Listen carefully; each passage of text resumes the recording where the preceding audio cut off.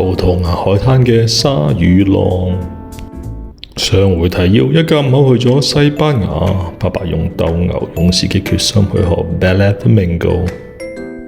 一家五口去葡萄牙南部嘅美麗海灘，浪好大，水好溫暖，沙灘好熱，沙係軟綿綿嘅。一家五口孭住頭陽光去旅遊咯。慢慢來，妹妹同細佬自行已經等唔切啦，佢哋失控地尖叫着衝向大海。太陽掛喺沙灘嘅海邊，喺嗰度光芒曬向無邊無際嘅大海。海浪演奏着交響樂，海洋閃閃發光，一如寶石嘅閃躍，跟隨潮汐節奏在永恆嘅舞蹈中起舞。每一次浪同光影都似一首情歌一樣，低聲讚美大自然嘅宏偉設計。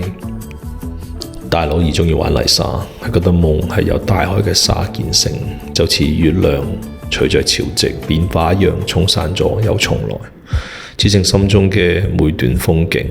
沙有記憶，留住雙腿嘅腳印；浪收埋啲秘密，藏喺深深海底嗰處。雖然一切會被時間偷走，但眼前嘅美依然觸動人心，如同夜空中星辰般浩蕩。